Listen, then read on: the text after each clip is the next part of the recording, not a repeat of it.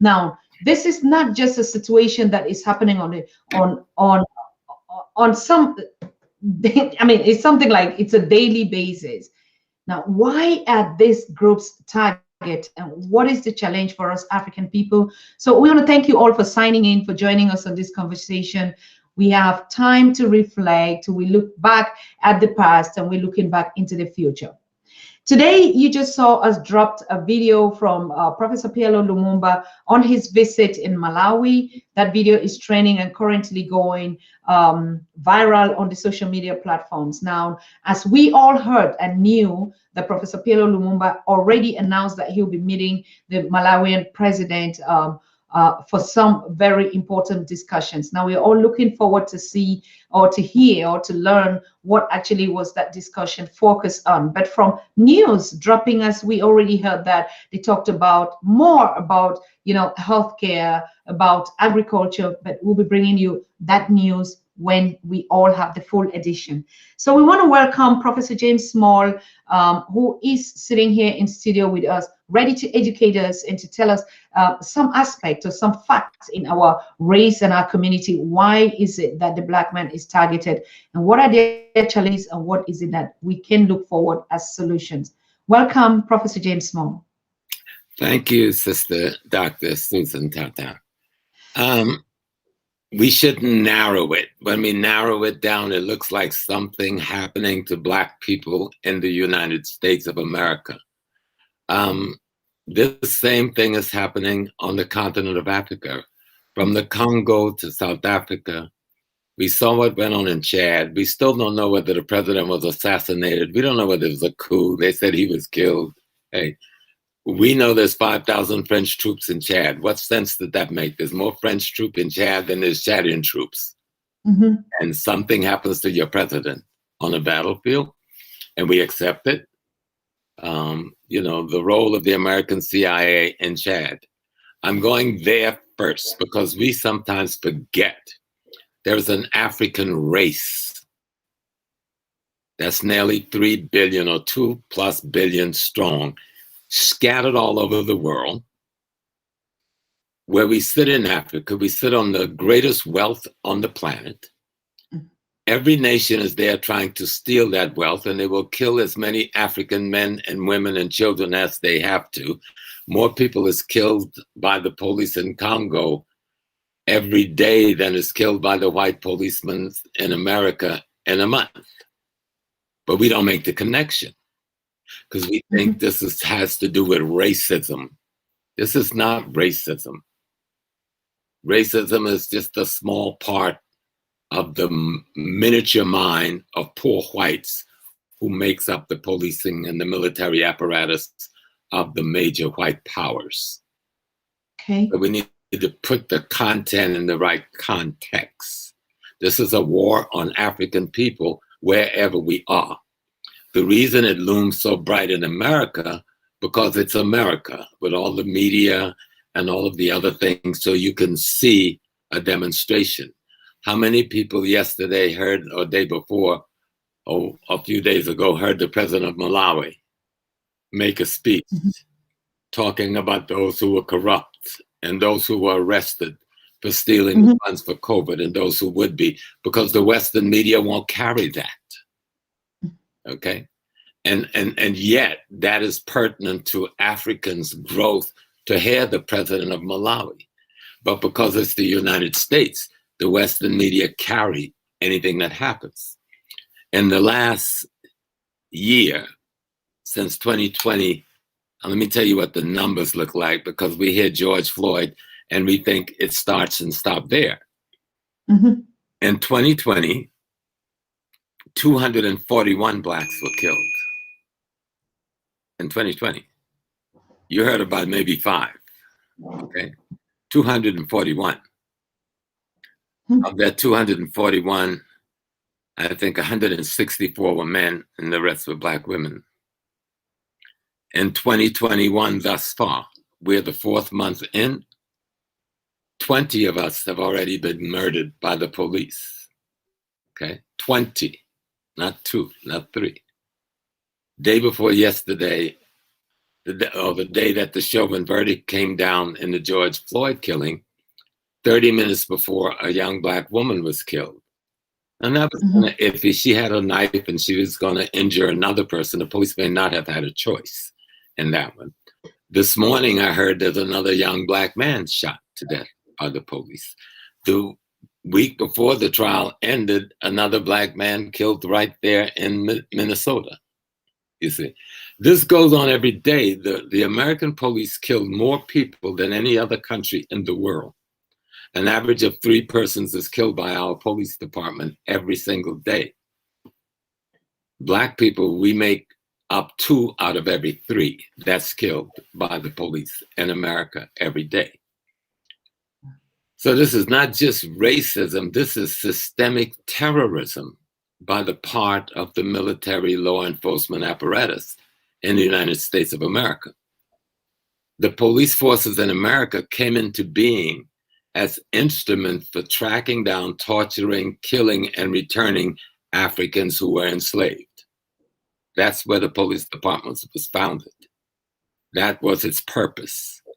And they conduct themselves as though that is still its purpose, to control the African population, killing as many as you can, as often as you can, to keep them in their place, just as they did when we were on the plantations doing slavery. A lot of this can be taken back to the Berlin Conference, but we don't knit stuff up. We say, oh, you're Cameroonian. Oh, you're Nigerian. Then we get in Nigeria. Oh, you're Igbo. Oh, you're from Benin State. Oh, you're Yoruba. No, we're Africans. We're in Brazil. We're in Trinidad. We're in Jamaica. We're in Cuba. We're in Canada. We're in the United States. And we're in the 54 nations in Africa. If you can see that together, because white people in Africa don't behave any better than they do here. They'll play you a little bit more, but when I walked in so many situations in Africa where white folks are being Europeans and European Americans are trying to be the kindest, coolest people in the world until the African American walk in and they know we know them. So we know that's a pretense. We know that's hypocrisy. We know you've come for something and you think my brother on the continent don't know you like I know you. So when I walk on the scene, your behavior change because I know your behavior. And so what we've got to understand, there is a race war. There is a culture war. There is a spiritual war being waged by the United States and the other Western powers against Africa and her people anywhere we exist. This is not some personal rift between some Black Americans and white Americans. Because if we were the animals they were, we could kill as many of them as they do of us. But we don't do that. We try to use the government apparatus and the justice legal system and try to get some redress. The sad thing, except for the case of George Floyd, out of the 54 African nations, we never hear one of them speak up on our behalf. Absolutely. So we have no sanctuary. We're stuck to fight these people toe to toe because we have no sanctuary. The closest sanctuary we have, and I must give them credit, is the nation of Ghana, who has offered citizenship to our people. And they even have a legislation going before their parliament to offer citizenship to the formerly enslaved children in all of the diaspora. But they're the only one. You've got 60 to 70 million people who have been under terrorist attack for 400 years. And now one of our governments said, wait a minute, America. Those are our people. As though if you come here 100 years ago, your race changed, but if you came 6 months ago, you're still African. These are the questions that need to be raised. Then we'll understand why the killing. You see, why the killing?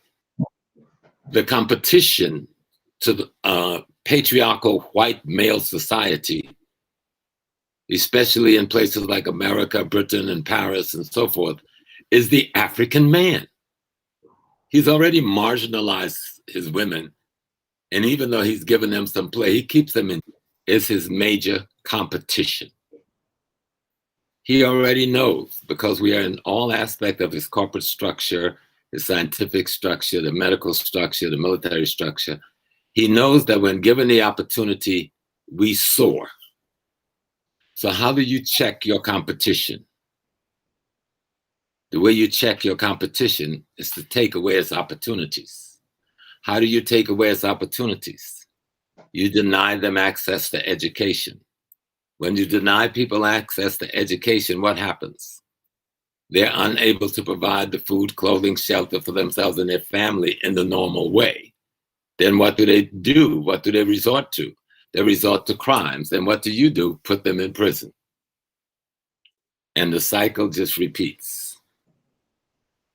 It is really strange, though, when you look and see over the last, just take 2 years, 90% of the Black men and women killed by police in America was unarmed, and none of them was involved in any criminal act. They were stopped for things like speeding ticket. As you know, that's not a felony of any sort. They were stopped on the streets for some reason. But they don't shoot the criminals. They have a relationship with them. They know them by their first names in the community. The people they're killing are not the people that is from the criminal element in our community. They're killing our everyday working class people. And that puts a terror in the heart of the community. Because the young man who's being funeralized today, Dwight, Mr. Wright, he was just scared. He was a 20-year-old kid. When that policeman tried to put the handcuff and he saw the other one with the gun, he jumped back in his car. He had nothing in his hand. He didn't hit them. He didn't threaten them. He jumped back in his car because he was frightened. Because all the things he sees on television, when they put that handcuff on you, the chances of you making it alive is 50-50, if not worse. So that boy, that child, panicked, jumped back in his car, and she shot him. He didn't hit the police. He didn't try to fight the police. He didn't call them bad names or anything. So there is a culture, an anti-African culture in America. We call that racism, but let's call it what it is. See, if we were talking about the Jews, they would say anti-Semitism. They wouldn't say racism. They would say you're being anti-Jewish. But we call it racism, and then you can kind of dilute that. This is an anti-African cultural response we're seeing from the police towards African people. And when you label it right, finding the answer becomes a lot easier.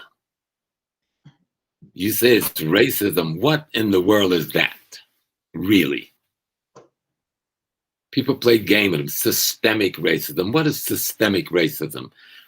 From the time we entered this country of North America, there have been an anti-African terrorism played out against our population, men, women, and children, from the time we were put on those slave ships, and is not abated to this day.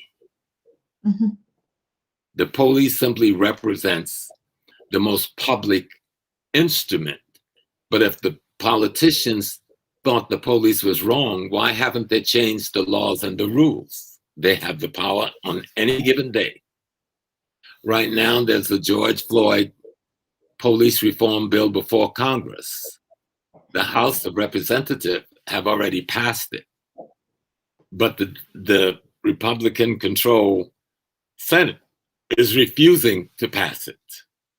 And since Floyd's death, the federal government of the United States have not passed one piece of legislation to reform the police departments. Now, some local police units have reformed themselves or in the process of doing reform. a few of them, but not the main government. So what does that tell me? That the government then condones the anti-African behavior of its paramilitary instrument we call the police. You know, in this same cycle, 250 women have been killed by the police since 2015 in this country. 250 women. That's not happening nowhere else in the world. Why is it happening here in America? You know? But most of those women were Black women. And we have to understand what it is to put terror into the Black population. Most people would like to think the way we are portrayed in the media as criminals, break dancers, and people who just sing. People of the world, we are more than 60 to 70 million. We aren't all out there rapping and breakdancing and playing basketball. Only a few thousand of us are doing that. The other 60 plus million of us are working class people or middle class people who have high school education, and about 1/3 or more of that have college education. We're working in all the corporate structures of America. We're lawyers, we're doctors, we're business people. Why don't they portray that African American as the daily image on the screen? Because if you portray that person, you can't justify murdering the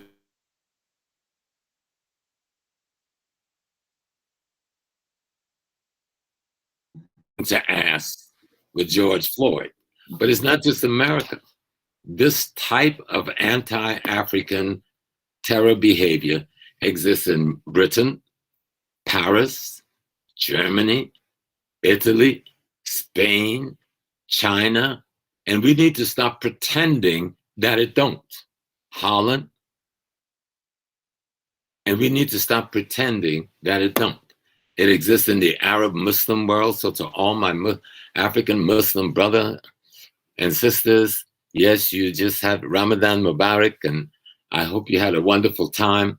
But I remember going into Jeddah in 1974 to find out that in 73 and 74, they were killing African Muslims in the streets. So Nigeria in 1975 had to send the Nigerian National Guard there and send the Nigerian Boy Scouts to police the area where the African Muslims were staying. So we need to stop and take the blinders off of our eyes, that there's an anti-African culture that pervades the governmental behavior, especially at the police level structure in all non-African countries, because all of them are engaged in stealing the wealth of Africa, and all of them are engaged in using the brains of Africans in the diaspora, but don't want them to come together to enjoy the wealth of Africa for themselves, or to use those brains to build African institution and industry for themselves. And that does produce at the most local level and at the level of the white individual, hatred and this attitude we call racism.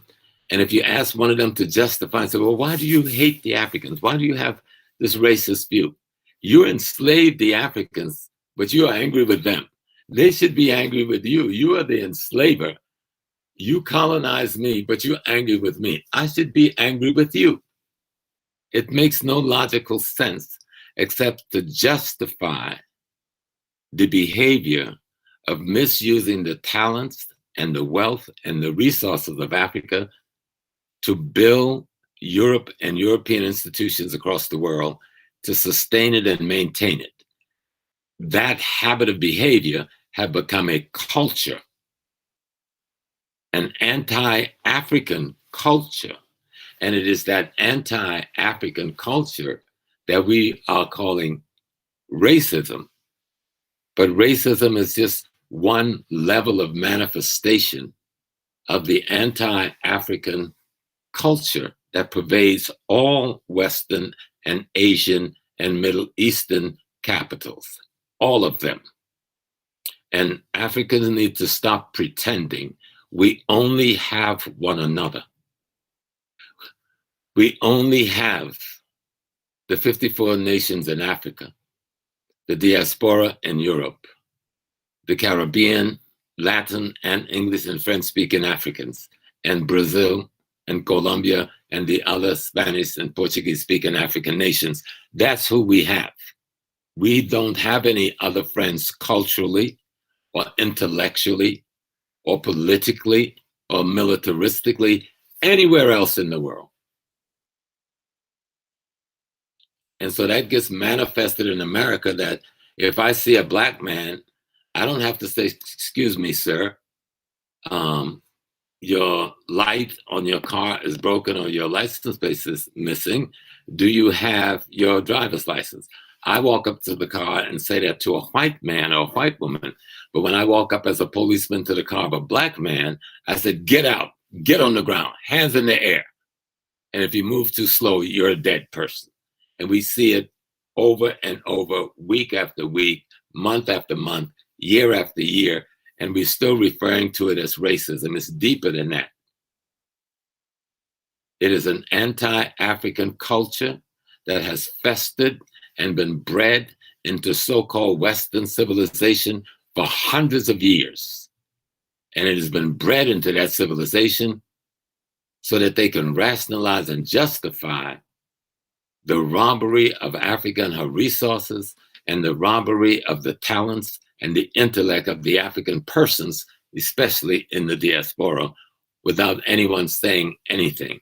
I think it was some man, where's he? I'd like to see, oh, I don't know what I did with it. But it was some British soldier or diplomat in 1863. Yeah, and I'm going to read this. He said, I've traveled across the length. He's talking about Africa, right? I've traveled across the length of the breadth of Africa, and I've not seen one person who's a beggar, who's a thief. Such wealth I have seen in this country, such high moral values, people of such caliber, that I do not think we would ever conquer this country unless we break the very backbone of this nation, which is her spiritual and cultural heritage.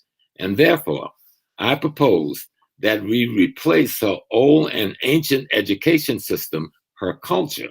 For if the African thinks that all that is foreign and English is good and greater than their own, they will lose their self-esteem, their native culture, and they will become what we want them, a truly dominated people.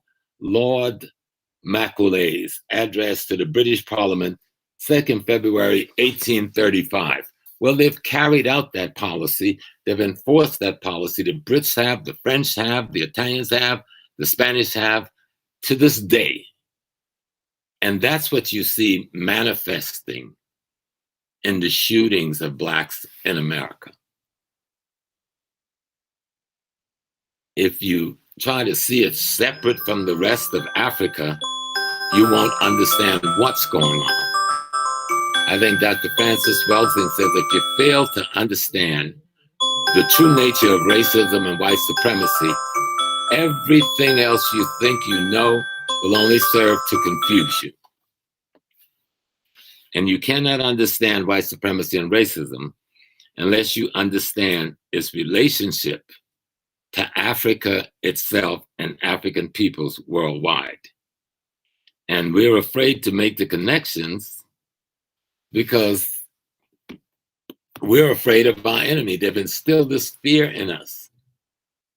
You know, if I criticize someone from Nigeria, they won't, even our own people don't say, oh, he's criticizing his own people himself. They would say that Black American is criticizing the Nigerian. The Nigerian is the same African I am. I look like any man from Calabar or anywhere down there. My people come from Nigeria, Sierra Leone, from Ghana. So, you know, I have some native people, but those native people that lived on the East Coast of America, they came from Africa before Columbus. I know my people, I know my history, I know my blood, I know my genes. And I didn't show up on the scene last week, people. I've been trying to talk to you, my people, for nearly 60 years without taking a day off from work. Nearly 60 years. Okay. So I'm trying to say something significant. The killings in America that we see has little to do with the Black America and more to do with the Black African in a larger scheme of things. The Africans in America, just the ones that are descendant of the formerly enslaved, is producing an disposable capital of over $1.7 trillion a year. What if we can tie just that into some African industries on the country? We have 100+ Black colleges, separate from all the thousands of white colleges that we attend. But all of the high-tech things they've bought with what they've stolen from the resources of Africa. What if we could use those people we trained to send home to help sort of integrate with our own engineers and scientists and doctors that's already on the ground every year? What if we could do what Israel does in building a nation by utilizing its diaspora and the technology and the wealth that diaspora brings with it? Well, no one wants to see that. So you keep people living in fear and terror and disruption and psychosocial and cultural dislocation from one another. And you can rule over them. We just lost President of Chad. And I was reading up on the history of Chad, the most recent, because I've always been up on Chad. I have a special relationship with Chad. And when the oil was discovered in Chad, and they discovered it a long time ago, but when they decided to explore it and build a pipeline to Cameroon, the World Bank stepped in and said, okay, we'll put up the money to have you do this, but all the revenue that you get from your oil must be placed in Citibank in London. Wait a minute. Why can't the revenue from the oil of Chad be placed in a bank in Chad? And then the International Monetary Fund and the World Bank decide that you're going to we will tell you what the money will be used for. And then we're only going to give you 12% of your oil revenues. That's what's going on in America. You can't separate what is going on with us in America from what is going on in Chad.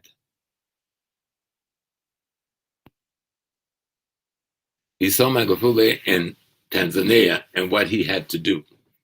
And we saw us lose him. And we saw in Zimbabwe with our great president and what he had to do.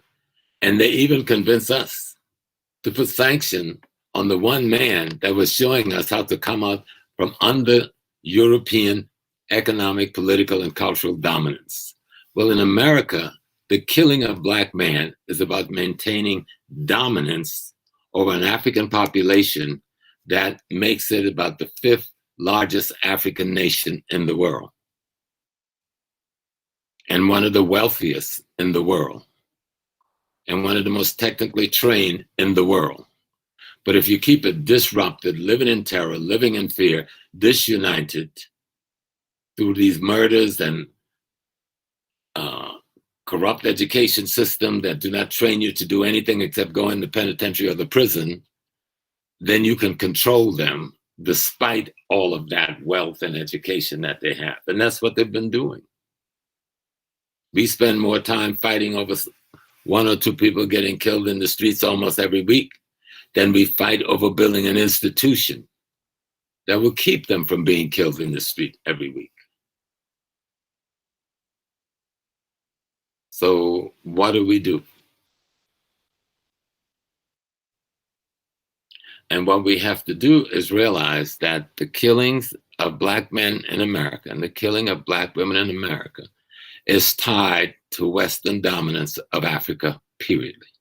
If you make the separation, you've lost the game. If you understand the relationship You're on your way to victory because you know what the problem is, and you now can move towards solving that problem. Terrorism, for the sake of population control, is nothing new. And once you put a young man in prison at 18 or 15 or 14, unless he's got a good, strong family or community, his life is destroyed forever. Do that with 500,000 people a year, and in 10 years, how many millions of the African male youth you've destroyed? And then blame them for their own destruction because now they're on drugs, they're homeless, and they're back and forth into prison. And you say, oh, look, that's who they are. And the world being afraid not to identify with the white supremacist cultural dominance of the world. So, yeah, that's them. Those are the Black Americans. Look at their pants, they're sagging. Well, there's 60 to 70 million of us that don't have sagging pants. We have high school degrees and college degrees and businesses and all kinds of other things, and law degrees and medical degrees and everything that everybody else in the world have. Do you look at me? I'm a professor, retired, wife is a medical doctor, a son that's a high school principal, one that's a medical administration at one of the biggest hospitals in the city, another daughter that's an administrator and educator in Brooklyn, another that owns her own record company, another that owns her own catering business, and another that's the chief guidance counselor. Is that the Black family they show you on TV? And I'm not an oddity. I'm less than average. But you miss all of that because they kill us no matter what degree we have, no matter what job you have, no matter how much you know, because we're talking about state terrorists. This is not a racist individual. These killings are tolerated by the state. The state has done nothing to abate it. And until we had the conviction of Chauvin the other day, we've only had maybe 8 to 10 conviction for people who have killed more than 400 people. And you had 8 to 10 convictions. That's an insult to humanity. And what goes on in the United States of America is a violation of the United Nations Charter of Human Rights in multiple ways. They violate our African culture by not allowing us to teach it in our schools and practice it in the way we wish to do it. They violate our lives by having law enforcement take so many of our lives every year and no justice come back to our community. There's multiple other ways that our human rights is being violated. But one of the sad things is not a single African nation have stood before a podium in the United Nations and say, you are committing a crime against humanity against my people. The way Israel would say it, the way India would say it, the way China would say it, wherever their people are. If you want to get to the bottom of why they would kill us and not be afraid of anybody, we have no sanctuary. We have no protection. We have no protectors except ourselves, and we are in their house. We have done well. Let nobody make no bones about it. We've been fighting these people for 400 years, unabated. Unabated. Study our history. There's a thread that runs from the 1600s to present where some of us was resisting and rebelling to our death. But this is true about Africans everywhere. They didn't come and take our continent easily. They never really took our whole continent anyway. They took little pieces on the shore where they could ship things out and control the waterways. They never conquered Africa. They conquered our mind. Mm-hmm. They conquered our minds with their education and their culture and their value system and their religions. Throw those things off and we'll know how to get our Africa back and make out of it the Africa we want to see. And then African Americans would not worry about being shut down in the street because we got 54 mother, father nations who tell the world, you dare not touch mine. You dare not touch them.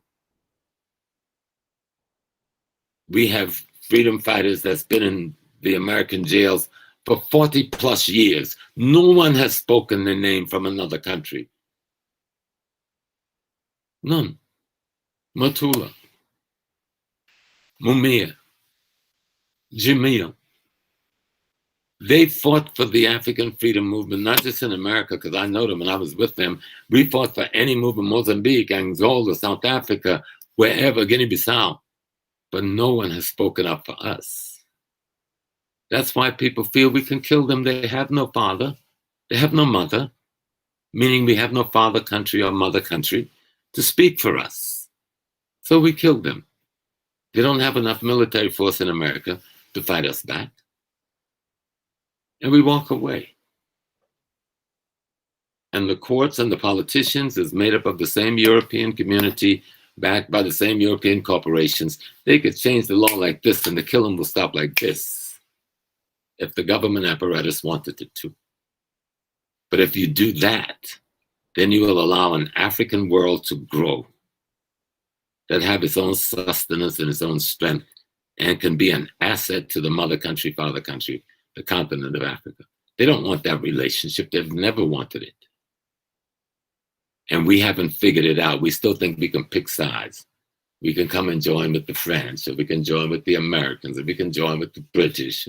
We think we can pick sides. Close your eyes and look at the 54 nations in Africa and open your eyes and see if you pick the side that's worthy of picking. You, my dear sister, you come from a country, Cameroon, where the British got a little piece they've cultivated to fight against themselves. Then the French got the piece they've cultivated to fight against themselves. Then you got the Arab influence in the north that got them who call themselves Muslim cultivated to fight against themselves. Then you got the Christians over here, and all of them are debasing anything African. Our tradition is juju, is witchcraft, is that. Everybody got a culture but us. Everybody's got a value but us. Everybody has a worldview except us. That's what the problem is.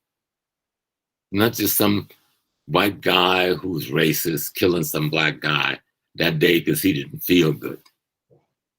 It is systemic, but it's systemic anti-African terrorism that permeates all Western states from Australia to New Zealand. The same thing. We have to go as beggars whenever we go to any of their countries. We see this whole thing in America about immigrant. Do you ever see anything about the African immigrant? Do they tell you how they're treating our immigrants? No. They're putting them all in prison downtown New York and the federal correction facilities and taking them back to the plains with a shopping bag or a plastic bag and sending them back home, or treating them like dirt and they're in prison and don't know why they're in there. You see every other nation crossing the border as the immigrants. Do you ever see us? But we are afraid to ask the question, where's the African immigrant? How are you treating the African immigrant? And then our brothers and sisters, many who are here, they're too afraid to speak out. And when the African Americans go in the street to raise the political contradiction to speak out, they're afraid to move with us. And so the enemy know, and I understand. Correct. I mean, if you're trying to make a living for your family and you're trying to maintain a green card and these things, you shouldn't be in the street. Let me be in the street, but let me know that you support me. All right? Let me go up front. Yes. We'll go up front. We'll go in the street. We could do that. But let me know you're there. Let me know you support me. Let me know that if all you can send is $10 to pay my bail, good. But don't make me the villain and make the enemy of our race your comrade and your ally. Mm. All of these are the reasons why they kill us with impunity, because we have no sanctuary. Who do we turn to? What nation do we call this? Oh, Father, Mother Nation. This foreign place where I'm only an immigrant is committing crimes against humanity against me. Who do we call?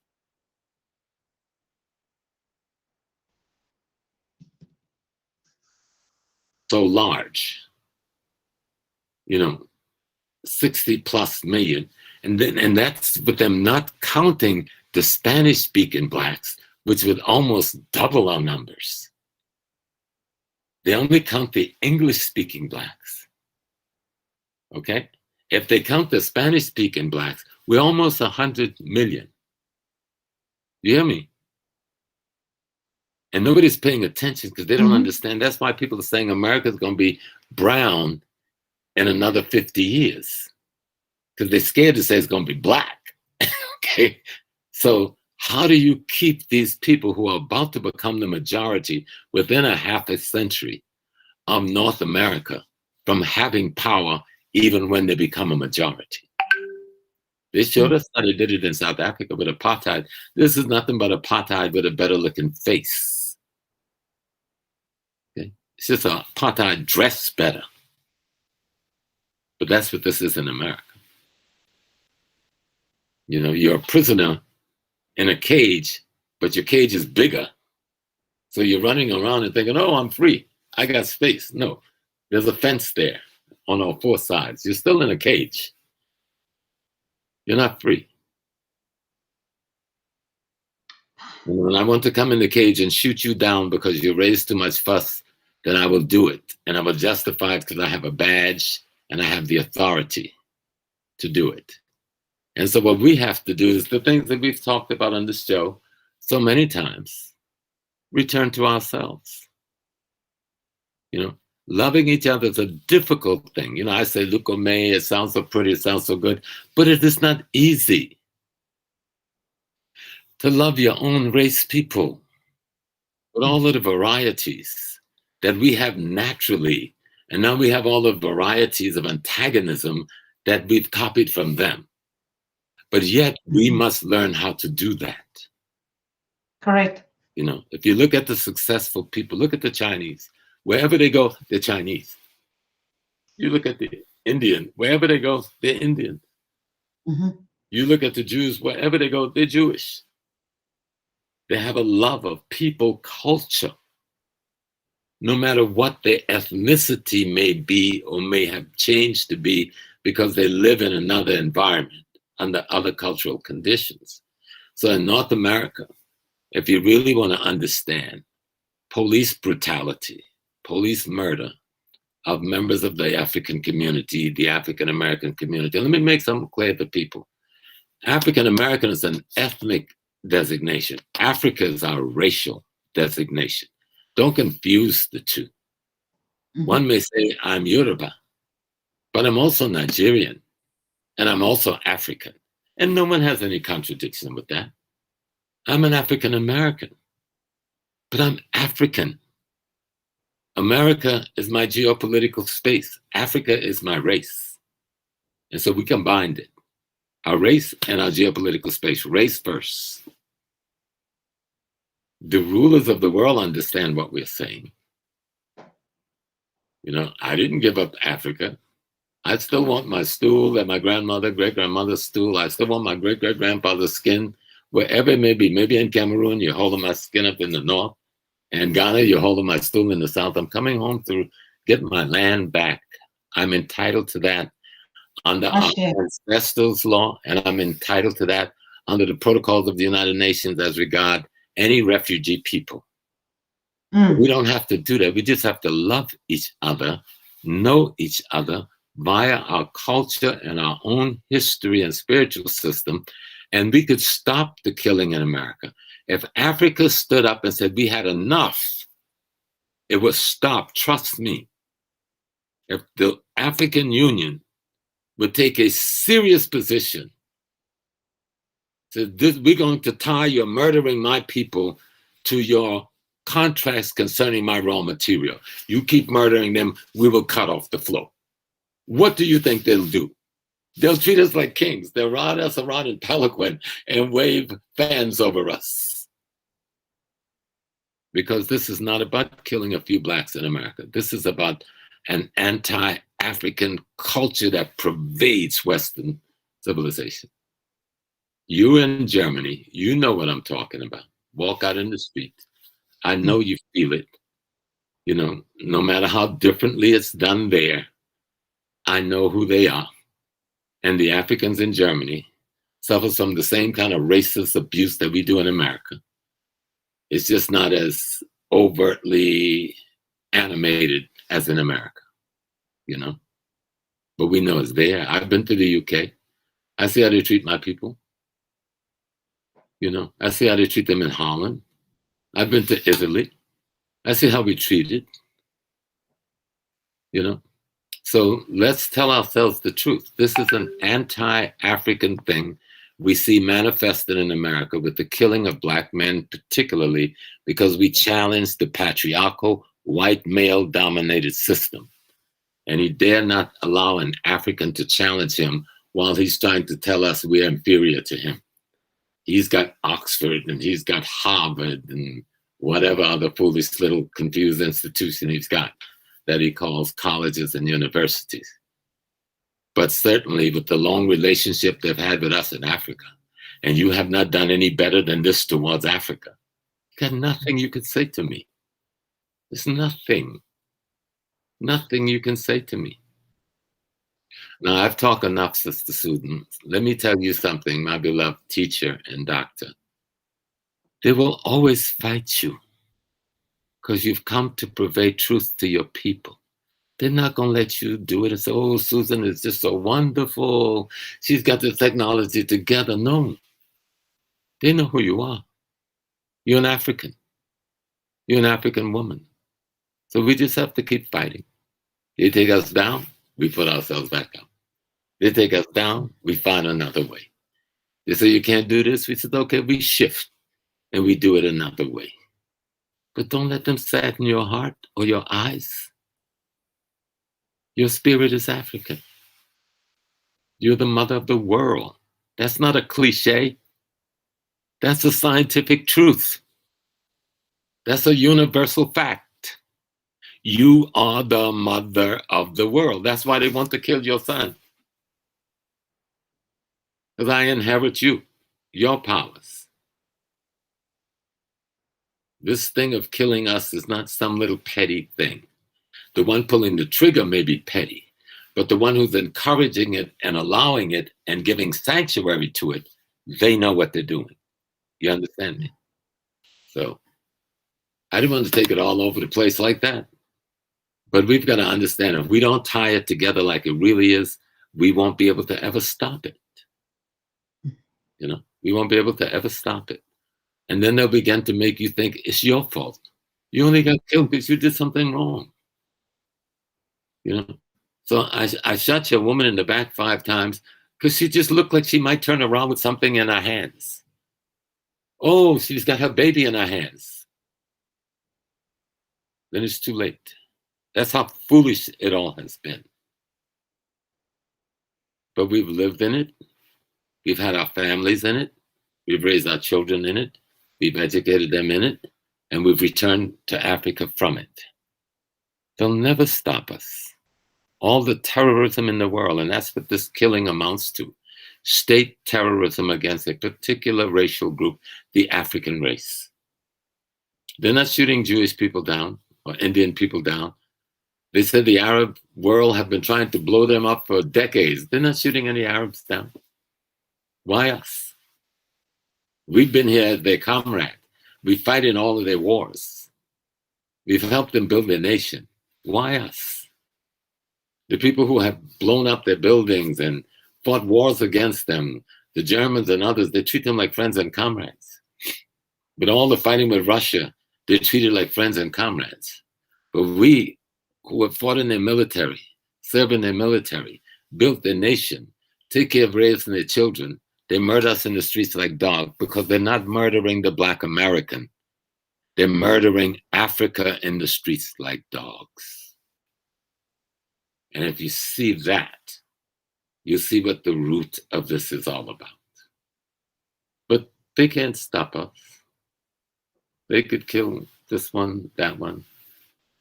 In our culture, those spirits go back to the source from which they came, and they'll come back again with a knowledge of what you did to them. So you let them have their fantasy, but we must bring a stop to it because we've got 54 nations we need to build into one. Mm-hmm. And we've got another how many, 10, 15 in the Caribbean, we need to build into one. CARICOM have to be more than just a word. And we got Brazil and Colombia. You know, there's more black people in Colombia than there is in America. But how many people know that or think of them?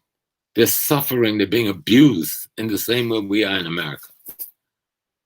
One beautiful sister who was one of the human rights advocates 2 years ago, who was just trying to advocate for jobs for her people in education. They find her side the road with her head cut off her body. She was blacker than you. But did anybody talk about her death? No. Just another African we killed in Colombia, just like we killed them in Brazil, and we killed them in America because they have no sanctuary. They have nobody to speak for them. They have nobody to say, that's my child. And in the world of nation states, in the world of a United Nations body and all the other international bodies where these people could be spoken for, no one speaks for us. So the enemy feel they can do what they do. But we can go in the streets and burn their business down. They say, oh, you're burning on your community. We don't own the business there. We can cause them millions and billions of dollars by burning their places to the ground in retaliation for my blood you spill in the streets. And then you try to convince the world, oh, they're burning up their community. Those buildings are more important than that life you put 6 bullets in or 10 bullets in or 5 bullets in. But because you think the building is more important, you will suffer for that life. But it gets better because in this country, blacks are now in a large number and many of the city governments and state governments. And we're getting in larger numbers in the federal government. And so if you look on television every day, you'll see these black elected officials finally standing up. For years, they were cowards, most of them, and would not stand up for their own people. But you're seeing them finally standing up, thank God. And so George Floyd may have been an angel that came from the ancestors and God to die on that street that day to get the reaction that we've gotten. Mm-hmm. We would not have seen Mr. Shaven go to prison if it was not for a black attorney general taking the case out of the hands of the district attorney. Okay. He would have been walking like all the others have walked. But because we had a black man, an African-American man, an African man that was determined that this would not happen this time. And he came to the court with a team of lawyers. I have never seen that good a case put up by anybody. And it shouldn't have to have been that. But thank God we had a black man with the guts and the courage to bring other black and white men together to make a political and a legal statement that the world could not refute.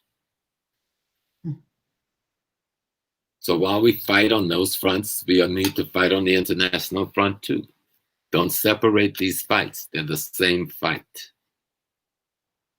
You know, don't say, oh, Small, you're brown, you're not black. Well, black ain't nothing but shades of brown. And brown ain't nothing but shades of black. Our ancestors came up in the midst of South Central Africa and gave birth to all of us. Either we accept that fundamental scientific, anthropology, anthropological, archaeological truth, political truth, economic truth, or we will continue to be slaves to a handful of backwards little children whose most fundamental ethical principle is greed and terror. It is as simple as that. It's nothing complicated. You're talking about people who are greedy. They want to steal something from somebody and they're willing to kill to do it. And that's what's behind the killing of black men. It ain't just some guy hates you. I grew up with white people. There's some whites who I love dearly and who loved me dearly. There's some white policemen who have saved my life. They didn't have to do it. So I know it's not about the one man. And they knew when they did it, they were going against a system that was going to punish them. for helping another citizen not die that day in LAX. When I'm on my knees with guns and the police is coming my way, I'm not alone. There are others with me. But there were white men who stepped in and stopped that. I would have been dead long before you were born. And we would have never met. I remember another time on the street with my babies, we protesting for a hospital in the community. I'm harassing with a white cop trying to get his gun out of his holster. I'm holding the gun, a baby strapped in my back, 2 children pulling my arms, and he's trying to hit me with a nightstick. But another young white cop came and put his stick around his neck, grabbed his gun, and said, "Let that man and his children go," and he let me go. So I can't say this is about white people in that kind of a sense, because that's not what this is about. This is about anti-African culture that is perpetuated by the corporate structures that run the states of the so-called Western civilization or the Western world, in order to, as a minority, maintain power and authority over a majority people whose wealth they want to steal. That's right at the crux of killing the Black Americans in the street, to put terror in your heart. Because they know we're not scared of them. They know we will fight them like we've always done, even if they kill us when we do. But they want you to be afraid. They want you to be too afraid to associate with me. They want you to be too afraid to raise my case, because you might die like me. Well, this group of Africans have told the world, we're not afraid to die.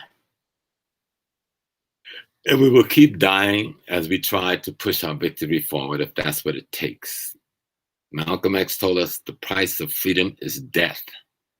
Dessalines in the Haitian Revolution said it is freedom or death. You know? So it's simple as that. Yes, our people, they kill another young man this morning. We don't quite know why. All of the killings aren't the police fault. There are a few of them where you can clearly see they didn't have any choice. I can live with that. But don't tell me you shoot an unarmed 20-year-old kid because he panicked. All right? And you got 4 big trained military people on the scene, and one little frail 20-year-old boy, you're going to shoot him to death? You know? So even with the girl on the street the other day, she had a knife. That's a hard one to call, because she might have killed the other woman. And she got shot. So you can't, that's hard to call. The cop's job is to save a life. He don't know why they're fighting, but he sees a knife up in the air coming down towards the other woman. He had already told them to get on the ground. They didn't.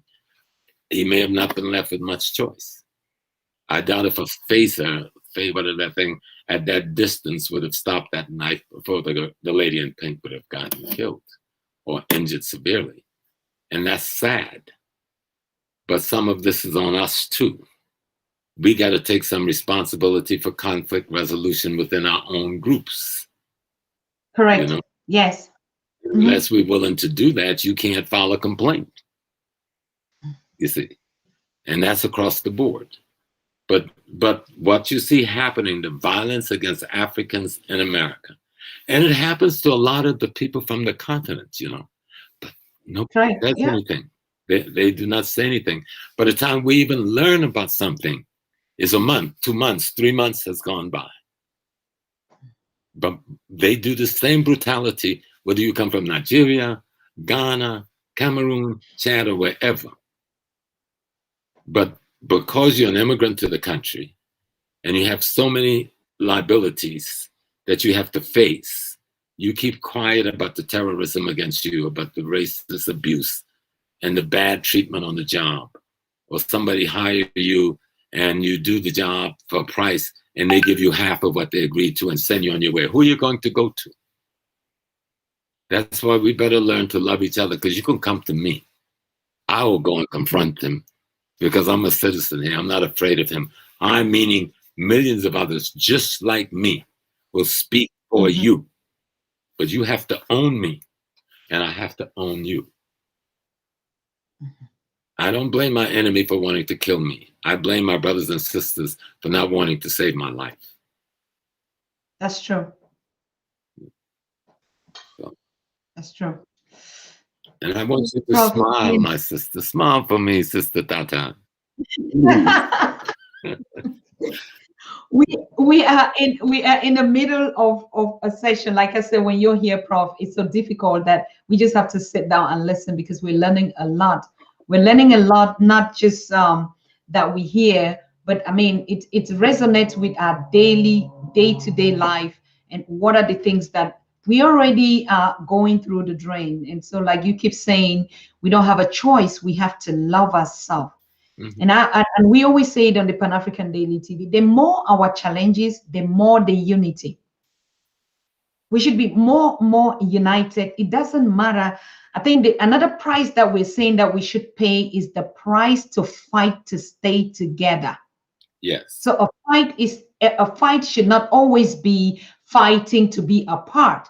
We Right. should fight to even stay together. So like we do everything. I mean, we swallow our pride. We just give up some other luxuries that are separating us. If it is a luxury, and we throw all these things and just come back and say, you know what, we must tolerate. It doesn't matter. Like you say, I don't think the Chinese actually religious because, or the Indians or other race, but probably it's a cultural philosophy as if it is a must. Maybe we start taking an oath. It is the cultural philosophy, and we have a culture. We have to respect it. We have to bring it back. It didn't go anywhere. It's in every village in Africa. It's in every village in the Caribbean. It's in every coastal area of Black America. Mhm. But we won't own it. And we're not improving it and raising it up and cultivating it. It's the glue that binds. It's the glue that binds. Mr. Garvey said, race first. Race first. Whether we are the Twa people who's this tall, or the Tutsi who's that tall, or the Ndebele who's over here, or the Zulu who's over here, or the Cameroonian there, and the Igbo there. We're the same children of the same mother. Absolute. And we have to Absolute. work and walk like that in the world. Mm. And if we For walk sure. like that in the world Mm. and take the culture that our ancestors have given, what is a culture? That's what we always get. People think culture is dancing. Oh, your music sounds different, your dance looks different. No. Culture is the story the dance is trying to tell. Culture is the story the music is trying to tell. And for Africans, that's universal because that is the culture of godliness and human beingness. Mm-hmm.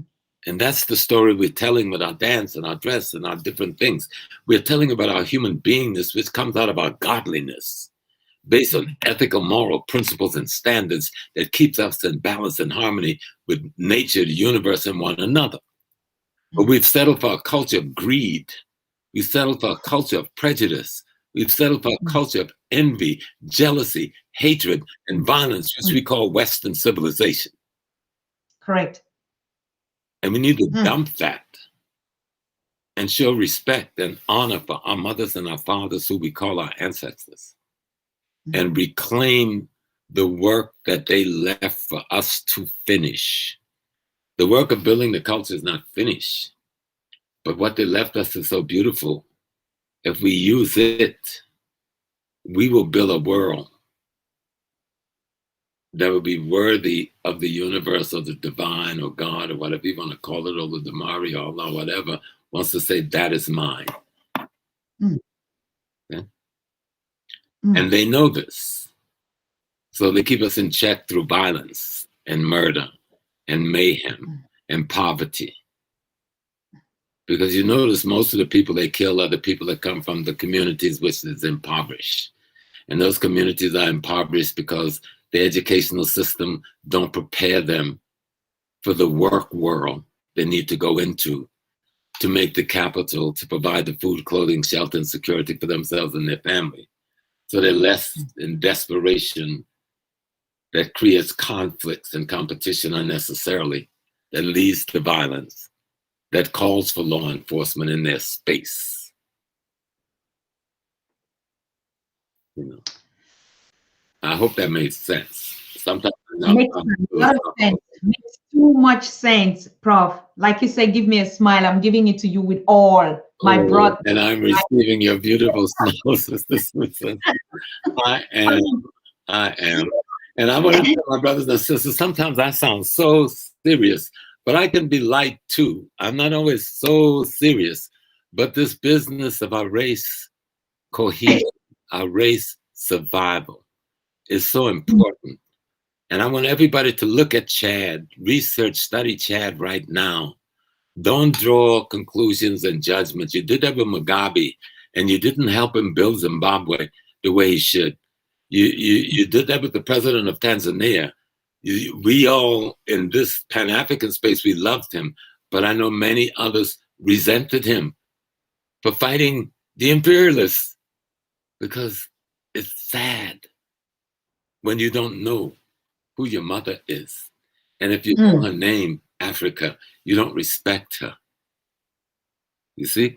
And when these men and women that come who respect her, we reject them until they're dead. They will say, oh, they killed him. Well, where were you at his side to stop the bullet? Absolute. Even if it's in the physical bullet, the intellectual bullet, the cultural bullet, the financial bullet. So, yes, this killing of Black American is deliberate because, not because we're Black Americans or African Americans. We're killed because we are Africans. We are symbolic of the thing they want to keep under control through fear and terror. When they shoot me, they frighten you. They know what they're doing. Psychological warfare, economical warfare, political warfare, cultural warfare is waged against us on a daily basis through all the mediums. And I know you have a platform. If they think you're saying anything that is disturbing to the status quo, they cut you off. I see them do it to so many other friends. But that's okay. We are who we are, and we believe what we believe. If I didn't, I wouldn't at this age still be doing what I'm doing. You know, I could sit on home in a nice house and get in my little car and go to the supermarket and go to the theater and forget about y'all. But I'd never do that. I will be at my grave. At my funeral, you will be talking.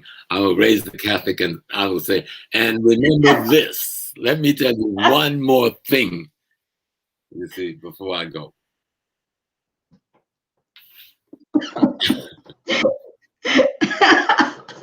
Prof, I mean, I want us, you just be saying a lot of things here. And please, I want to thank of this massive crowd that is watching us. Please, if you just give us just a subscribe, if you're new here, or you just give us just a like, you must have helped this conversation to take it to another level without you even having an idea.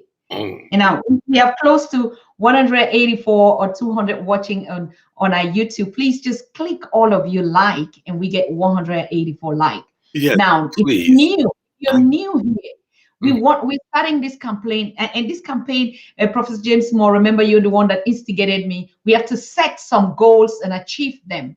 And so we have this 1 million subscribers campaign that we're launching right now. And we're calling on every African that is watching and listening to us. Yeah, just get any African around you, particularly our young people, women, girls, everyone, to just click and subscribe, because we're about to start. Now, what is the culture, as Professor James Small is trying to tell us? Prof, first of all, I forgot to tell you, I like your smartness. You know that Yankee cap? Oh, you need to see how you the Black Yankee. Yeah. Sound serious like a professor and this, but you know what? You're the coolest kind of, a brave heart king, soldier, warrior. I mean, you can marry all of us, as a matter of fact. Oh, it's so hard handling one woman. 50 years. I had to tell her the other day, woman, I am not one of your children. I'm your husband. So, but listen, I am married to every one of you. I am married to every brother, every sister. I am you. You are me. Exactly. That's what I And mean. we are allowed to have different views and perspective. We're trying to solve a problem. Mm, And in order to solve it, we've got to come at it from multiple ways. And some of them will be conflicting. Conflicts is not a problem. Having a mm, resolution process for your conflict is essential for the unity of the race. mm, And so the enemy depends on keeping us in conflict. That's why I mm, say study Chad. You know, they're they're saying, oh, the president, he comes from this major ethnic group. And then the president he overthrew in 1990 came from another ethnic group, but they call us tribal groups. And then they got us fighting based on their description of our ethnic relationships. We all same race people. Take up our clothes and stand us in a line. Nobody will know who's from who ethnic group, mm, except the marks we give ourselves or things like that. But if we covered them up, you would not know who from where. mm. So let's stop playing games with ourselves. Why is there 5,000 French troops in Chad? Tell me why.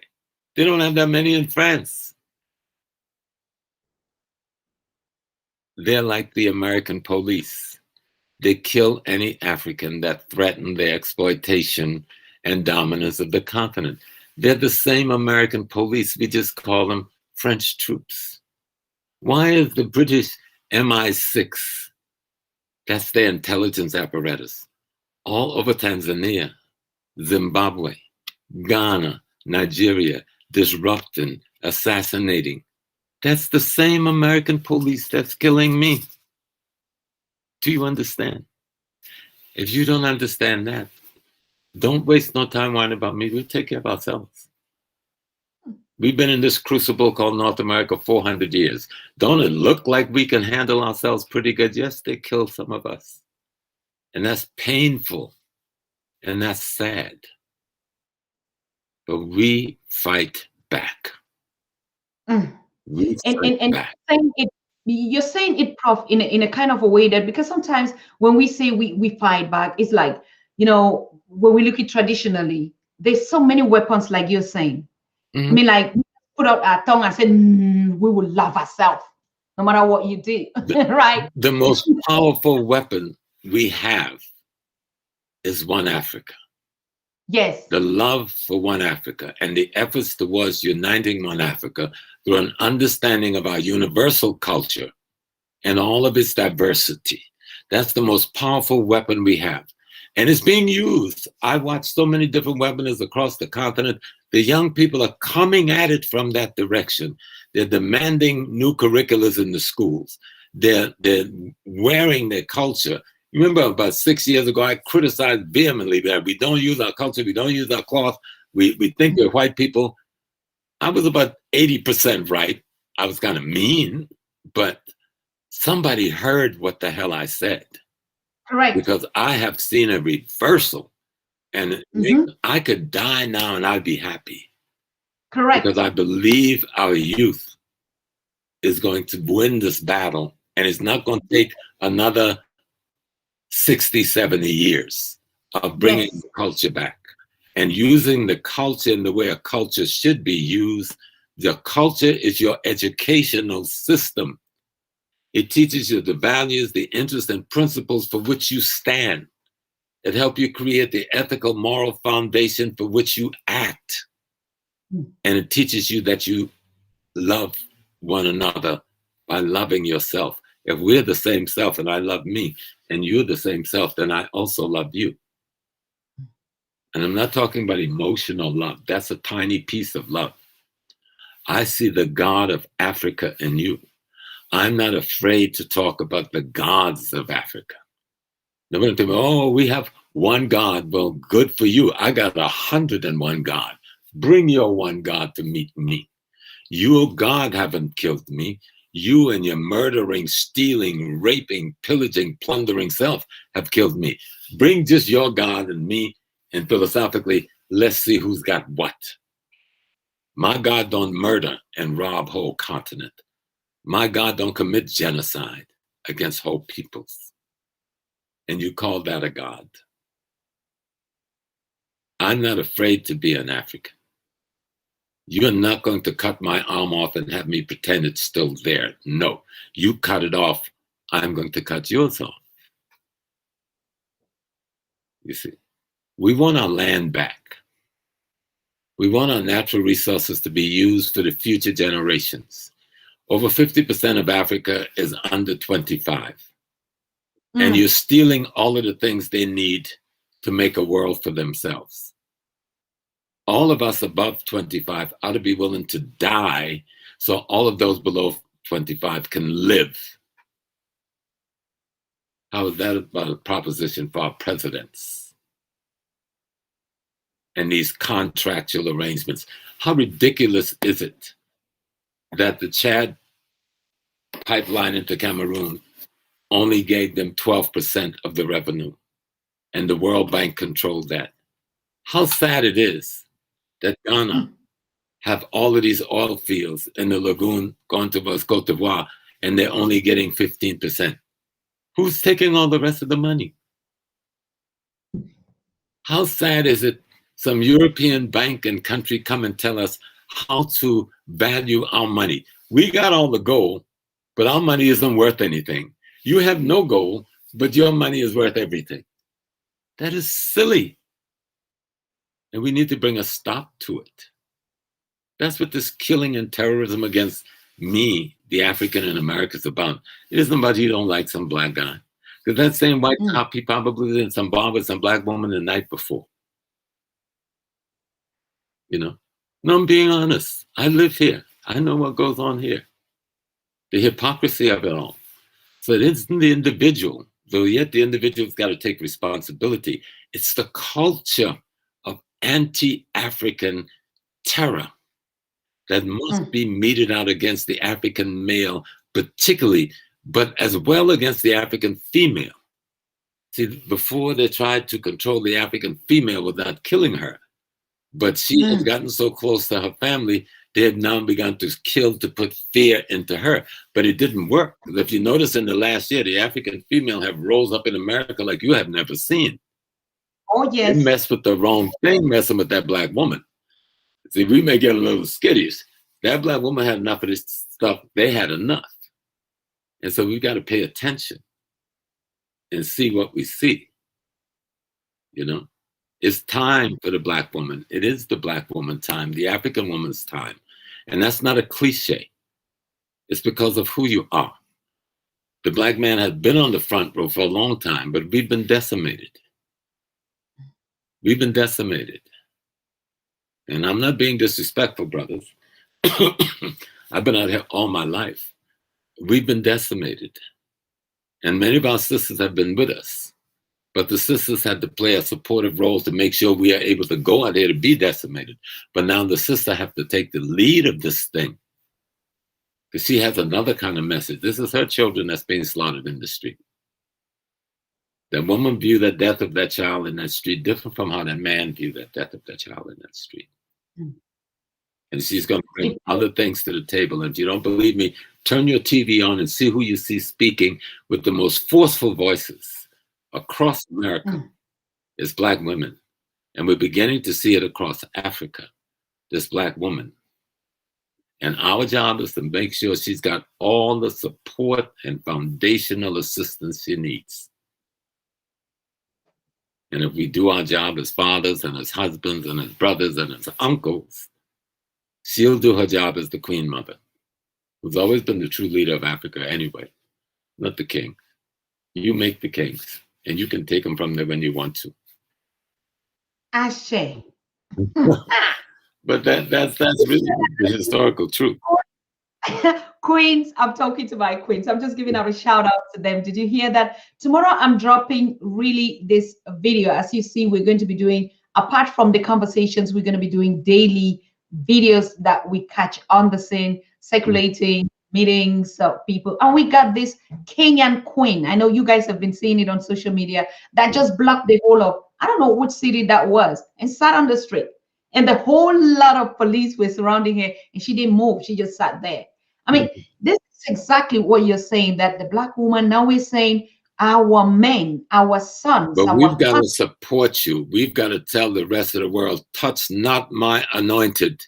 Touch not my anointed. Do not put your hands on her. Otherwise, we will tear the rest of what's left of your world down. You know. But black men have to do it. Who are we soldiering for except for our women and our children? That's what we've been fighting for from our first breath. That's what we fight for now. And if the women want to step into the lead, I'm your soldier. I will be behind you. If you want me in front, I will be in front with weapon in hand, whether the weapon is words or an actual mechanical weapon. And if men understand that everybody's going to die, at least die for something worth dying for, because there's no way out of this world alive. And if you're clear on that early enough in your life, there's no way out of this world alive. You're not going to live forever. So if you're going to die for anything, die for the freedom of African peoples, die for the protection of the African women and children, die for the unity of the African continent. Maybe if you die with a purpose, you'll come back sooner and know that you were here before. Then you'll have eternity. So when it comes to our women, you are anointed. And we say to the whole world, touch not our anointed. Ashe. Thanks to all those that have been contributing. And thanks to you, Supreme. You're saying, and you're saying, this is one of the best and the greatest conversations that you've been hearing. I want to thank also those that are watching from our other platforms. And I'm giving you the thumbs ups because we're having Koboko Sauce is saying, woo, we clocked 204 and we have almost 117 or 120 likes. That is beautiful. Now we're talking about the action time. I know we are focused. I know some of us are driving and listening to the Pan-African Daily. It's difficult for you to click and like or subscribe. But after the conversation, when you relax and you're watching this news, not just the news, the education and the empowerment and the strength. And I mean, never have we had this kind of a luxury. I mean, what time should we be talking about here? You know, having Professor James Small at any time and point coming to say, you know what, we are here. You are our anointed. Now, I was coming and expecting that he's going to tell us, oh, you know what, Susan, rally your women and you stand behind because of this. Because we've been thinking, these are all our husbands. These are our father-in-laws. These are our fathers. These are our sons that are being murdered on a daily basis. As a woman, you bleed and bleed and see this happen on daily basis, right? Mm-hmm. And so the African women, the queens, we are not mute. We're just dying in pain. It's just eating us all the time. But that's why history, Susan, is so important. Because even if you go back to the continent, every time things got critical, and a great victory came is when the African woman rose up. We saw it in the Borneo Kenu Empire. We saw it in the great Zimbabwe Empire with the Ndebele people. We saw it in Northern Africa with the I don't want to call them Berbers because they didn't call themselves Berbers, the Gudamas people out of the mountains of Morocco, who they call Moors. Mm-hmm. So everywhere we've seen the critical thing in a movement transitioning, it has been one of our women who have taken the lead. The mother says, okay, children, get behind me. Let mama show you how this thing gets done. And men should get rid of the European ego, paternalistic bull, macho stupid, and know how to back our women to the death. Okay? I'm not intimidated by any women. If somebody had told me you could live forever, but there'd be no African women, I'd say, kill me right now. Just take it. It's gone. Did you understand? If it's little small, we'll let you live for the next 10,000 years, but you can't have any African women in your world. Then give me the razor because I will kill myself right there and then. Because I don't want to be in a world where African women isn't the dominant element. because that's the only true world there is. And I hope It is. I understand this. This is not plain to Susan because I'm not insecure. All right. I have never been insecure. I've never had that kind of issue. But I know the truth. Anyway, as you can see, all of us here now, we almost, I'm just talking only about this platform. There's nobody that has any that. Just like you share these stories, I also have these amazing stories, people reaching out. And 2 weeks ago I had a conversation, just chatting. Sometimes people just reach out and you're thinking, I said, oh, my brother from the Caribbean, it's been a long time. We never met, we never saw, we only just meet in this Pan-African Daily TV, different chat groups. And he reached out to me and I was just finding out the day. And I'm like, brother, can you send me your family pictures and your kids? Because he talked about, then he told me, Susan, I'm in prison for 12 years. What? I broke down. I'm like, what?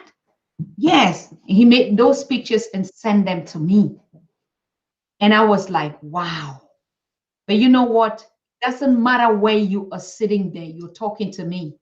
And I love you above everything in your family. So if we have to go beyond these barriers, we have to skip these wars, right? So even if they take our sons, our men, our children, and they put them behind the bars, love breaks those barriers. We have to keep above them. We don't have, because someone takes them, cage them, like Prophet James said, small, and instead of growing closer, we go further away from them, and we begin to also put them in those categories that they've made us to believe they are. Oh, they're criminals. Oh, they're this, they're this. They are your brothers and sisters. Even if they are criminals, they are part of you. My father is a madman. I'm a daughter of a madman. If my husband is a drunkard, I'm a wife of a drunkard. We have to learn just this one principle of love, this love beyond borders. We reach out to those that are really down there, because sometimes they just not know who to talk to. And this morning, a sister called me from Germany on the other side and said, sister, time, but I just want to reach out to you to tell you that we are connected. That is the spirit and the good stories that we're going to be putting out here. There is no barrier between us African people on the continent, in the Colombia, in the diaspora, whether in the prisons or out of the prisons. We are one. We're going to tear down all these barriers with one thing: love for us. Professor James Small. Yes, ma'am. Let me tell you this, the best example of that you just spoke about is Malcolm X. When Malcolm X went to prison, it was his sisters and his brothers that surrounded him and would not give him up. They trained him in that prison. They got him to change and transform in the prison. When he came out and joined the Nation of Islam, he was already Malcolm X, because his family would not give him up. They would not put distance between them. They got closer to him in prison. And look at the fruits we got from that love. Correct. We got Malcolm X, El-Hajj Malik El-Shabazz, an extraordinary energy force that transformed many of our minds from the love of his brothers and sisters and his aunties and uncles, who would not let prison be a barrier between them, or let the prison swallow him up. Instead, they went into prison to visit him and took him books and taught him and pushed him until they got him to start reading and researching and growing his African mind. You know, and he was able to walk out of that prison and shake up the whole world. That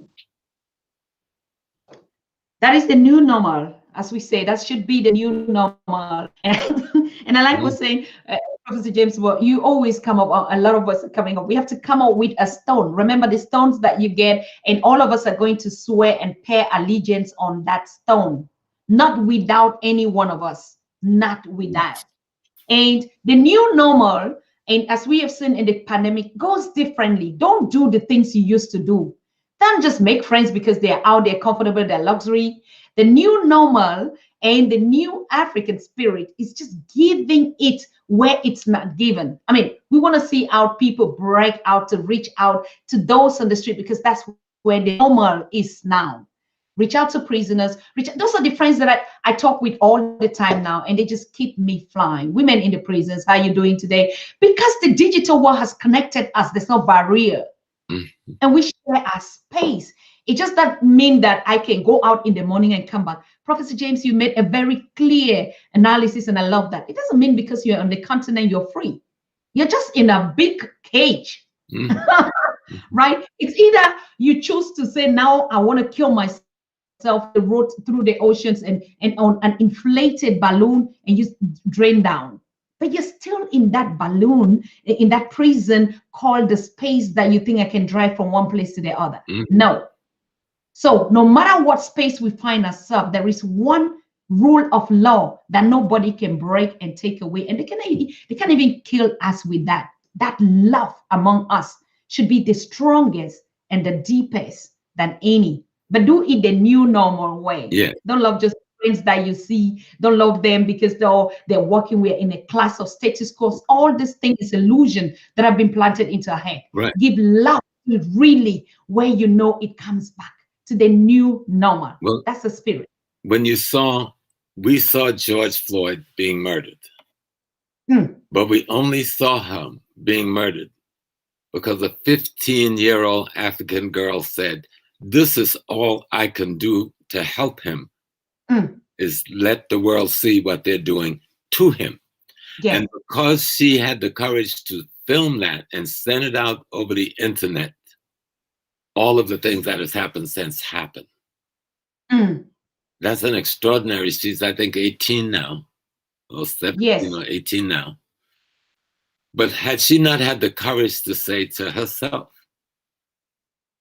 "This is what I could do. I could let the world see what they're doing, and let nothing stop me from doing this." And they bullied her, and they were even stopping her from, but she wouldn't stop. She stood there.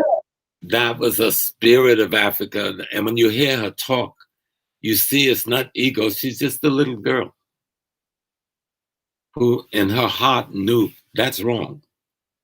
And I can't beat them. I can't stop them, but I can show it to the world so that they will have to take some responsibility.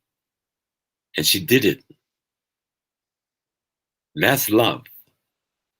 Yes. And you know, they've threatened her life and threatened to kill and all kinds of things since this thing.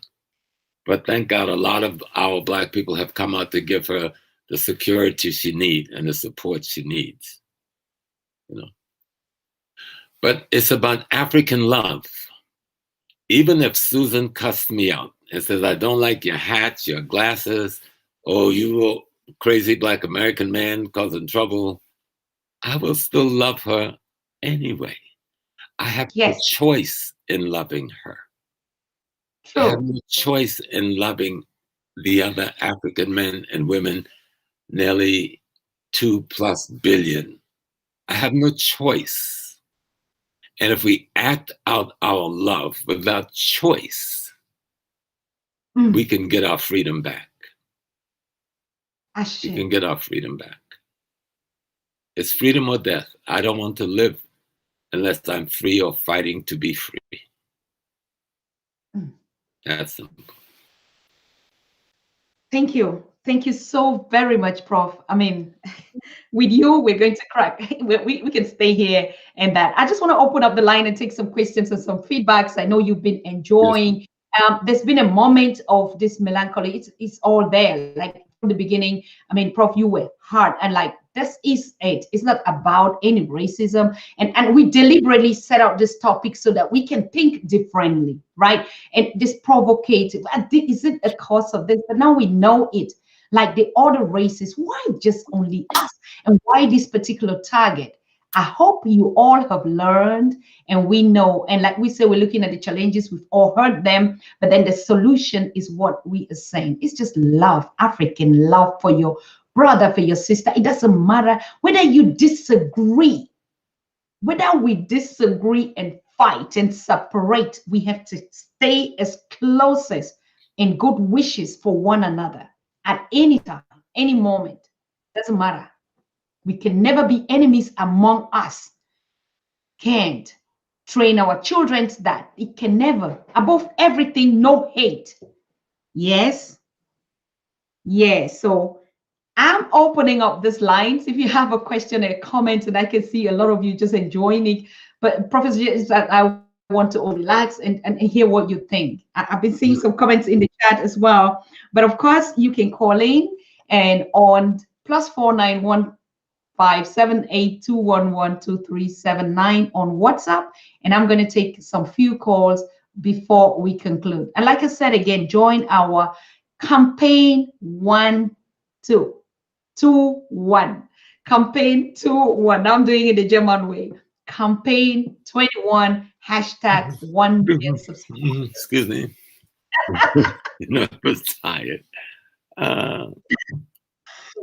Yeah. So yes, the line is open. Kofi, you're here and you're moderating the chat. It is so beautiful to see all the comments. Wow, and the hearts and the love and the contributions. Wow. Each time Professor James Small is here, it's always a gift. I already saw people saying, "Who is coming, Professor James?" I'm waiting already. I'm waiting already. Prof, we can just not be so grateful. We love you, love you, love you. All the love that you're giving to us and your family. I can't just say it. If I put only my own in my household and then I multiply all the other household, you are covered and showered by this love. I'm picking up the first call. Hello? Hello? Yes. Hello? Yeah. Hello. Welcome to the show. Yes, thank you, Dr. Susan. Thank you, sir. I'm Manuel from Tanzania. Oh, welcome, Emmanuel. How is Tanzania doing? Yes, I was watching the show. The one thing just I want to say that thank you, Professor James Small, for the show. Thank you, sir. Thank you, my brother. Thank you for teaching us. As a young brothers, we get a lot of information from you.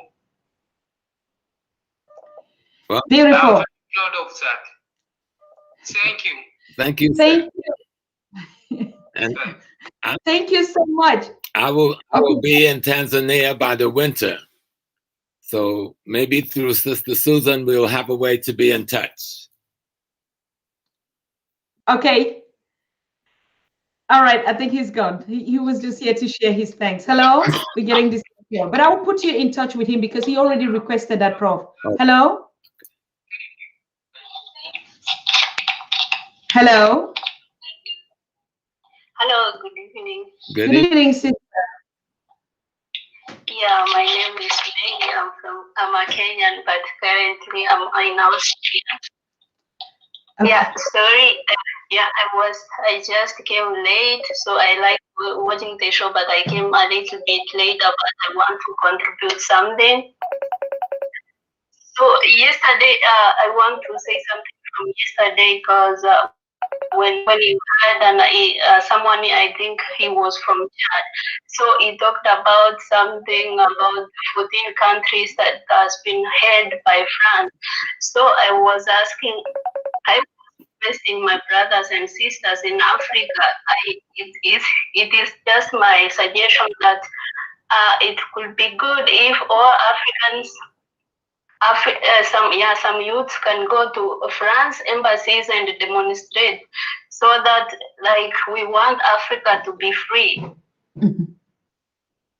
Okay. Yeah, it's my suggestion. I think maybe if it will be good, someone can say it's okay. Yeah, it's not okay. Let's do this.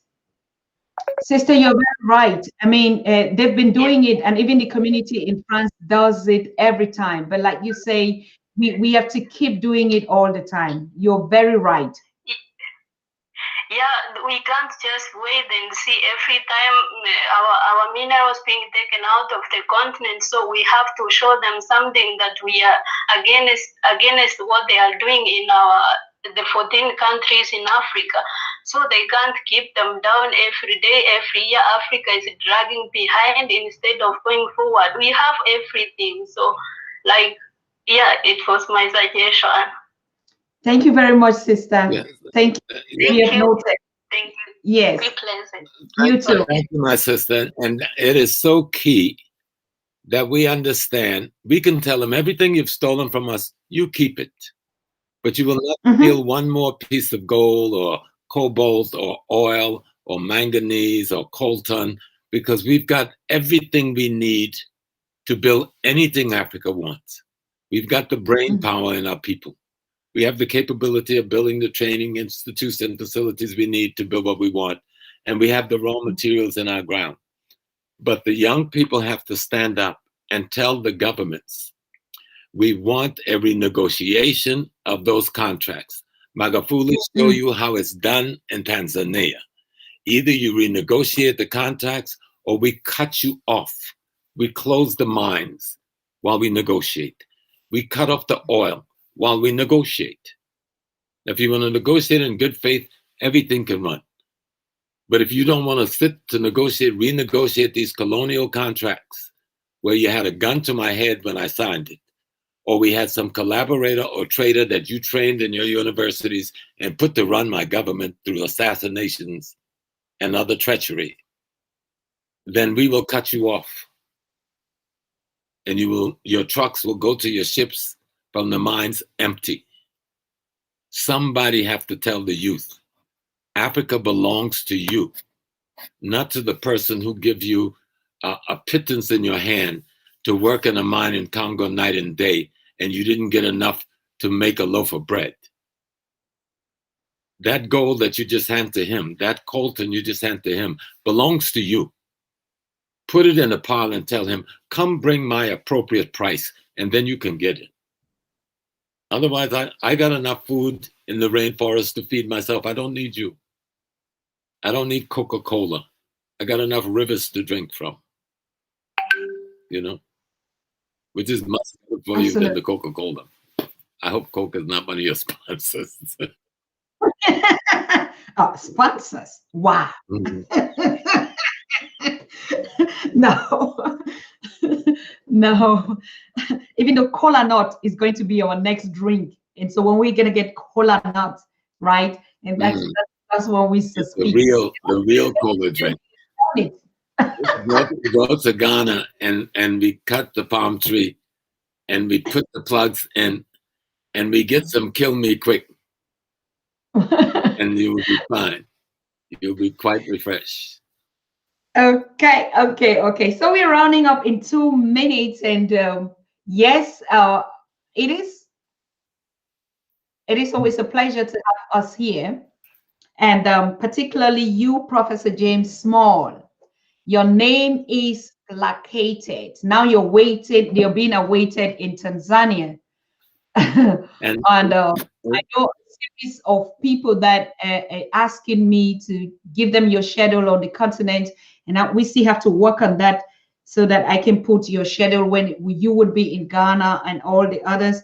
Others are also giving me their schedule, so you'll be knowing when your leaders and your mentors would be around where you are this summer, depending on the lockdown and the openings. Right. Some will be in Europe, as I already know, Professor Pielo Lumumba, maybe, depending on that period and that season. I'll send you those schedules that we're finished with the outlines. So I'll send them before the weekend, and you can see what we're doing.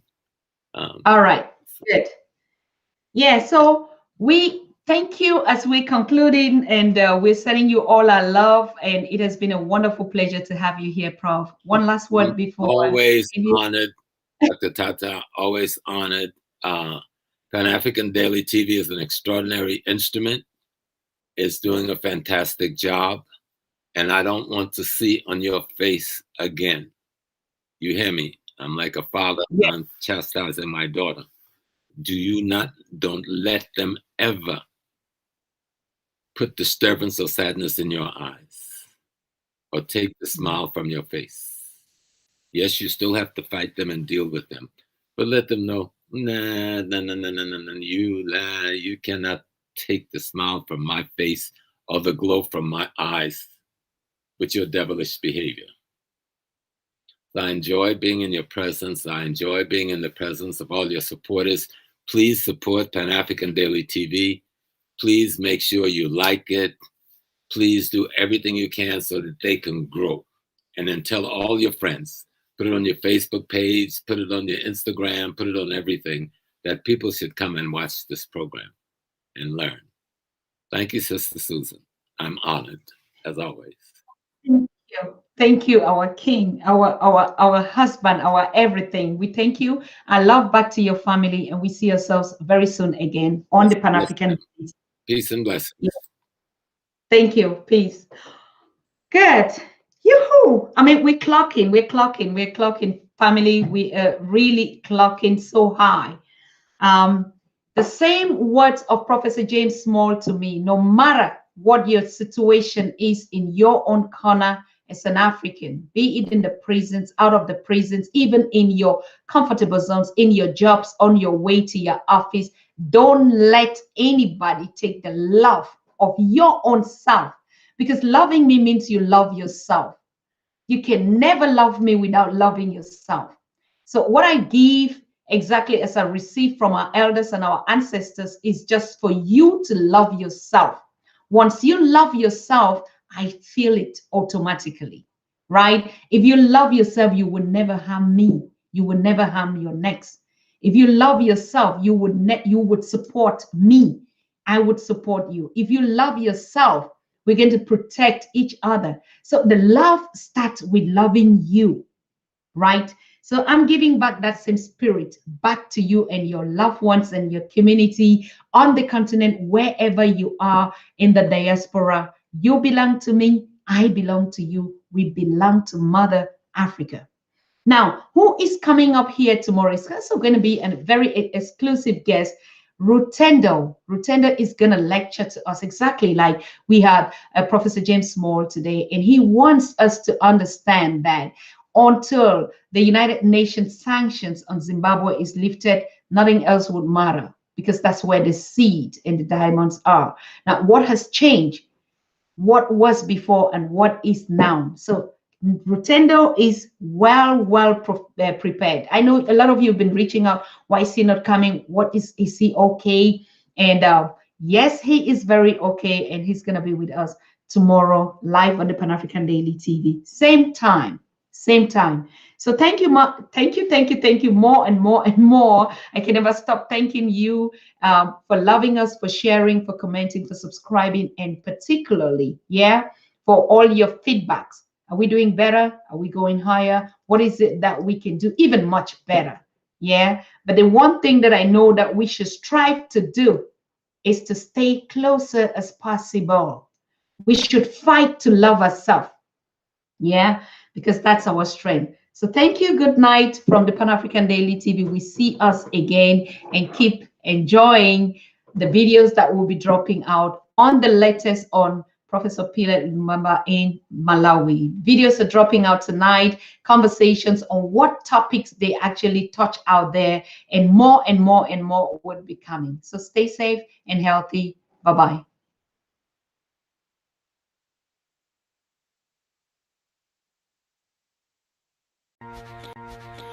You are watching the Pan-African Daily TV with Dr. Susan Tata. The Africa we want: unity, consciousness, our culture, our spirituality, our history. One Africa for Africans worldwide. Motherland's calling its diaspora home.